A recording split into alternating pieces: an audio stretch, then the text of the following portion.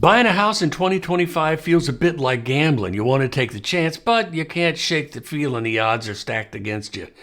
That's where we are right now in real estate. Some say it's the worst time in years to buy. Others argue it's the best window for buyers we've had in a decade, so which is it? For years, sellers had the upper hand. Bidding wars, waived inspections, offers $50,000 over asking.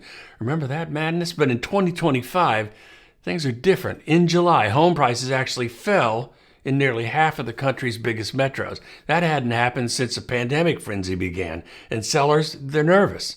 44% of all sales now include concessions. We're talking repair credits, closing cost help, even rate buydowns to sweeten the deal.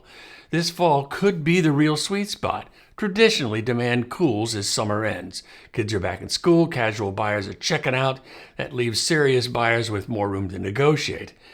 But here's the story nobody thought we'd see. Inventory is back.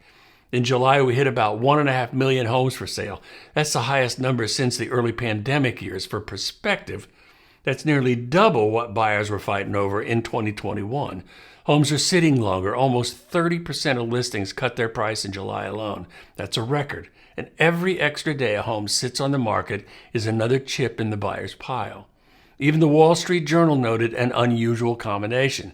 Sales ticked up 2% in July, but prices eased at the same time. Normally, more sales mean more competition, but this says buyers are active, but not desperate. Of course, before we break out the champagne, let's acknowledge the elephant in the room, mortgage rates. Still hovering around 6.5% to 7%. Not devastating by historical standards, but compared to the 3% days of 2020, it feels brutal. The New York Post laid it out.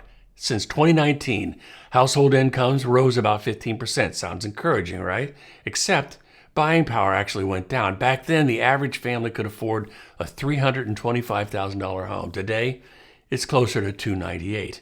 Meanwhile, the median list price, about $439,000.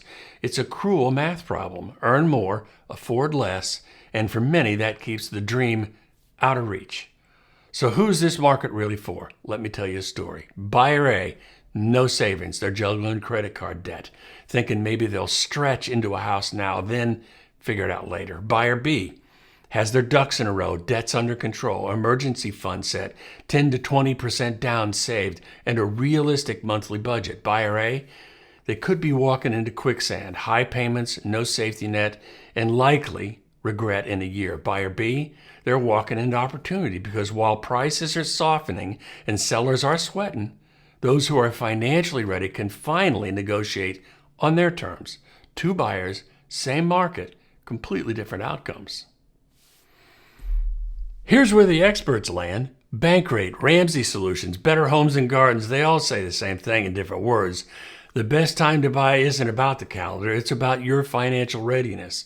If you're ready, 2025 could be a smart move, not because prices are crashing, because they aren't, not because rates are plunging, because they're not, but because the balance of power is finally shifting back towards buyers. And remember, rates can be refinanced, but the house you want, the neighborhood you want, that might not wait.